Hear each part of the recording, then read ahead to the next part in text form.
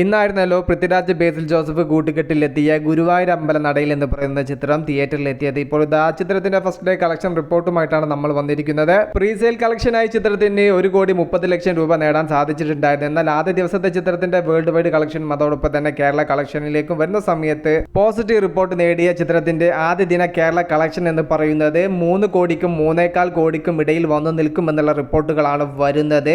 അതുപോലെ തന്നെ ചിത്രത്തിന്റെ വേൾഡ് വൈഡ് കളക്ഷൻ 5 കോടിക്ക് മുകളിൽ ഉറപ്പിച്ചിരിക്കുകയാണ്. ഓരോ മണിക്കൂറിലും ബുക്ക് മൈ ഷോ ആപ്പിലൂടെ മാത്രം 10,000-ന് മുകളിൽ ടിക്കറ്റ്സുകളാണ് ഇപ്പോൾ സോൾഡ് ഔട്ട് ആയിക്കൊണ്ടിരിക്കുന്നത്. പല സെന്ററിലും തേർഡ് ഷോകൾ ആഡ് ചെയ്തു വരികയാണ്. ഒട്ടും മടുപ്പിക്കാതെ കണ്ടിരിക്കാൻ പറ്റുന്ന ഒരു സിനിമ എന്നത് പ്രേക്ഷകരിൽ നിന്നും നേടിയെടുക്കാൻ സാധിച്ചത് തന്നെയാണ് ഇത്തരത്തിലുള്ള വലിയ കളക്ഷനിലേക്കും വലിയ ബുക്കിംഗിലേക്കും ചിത്രം ഇപ്പോൾ എത്തപ്പെട്ടിരിക്കുന്നത്.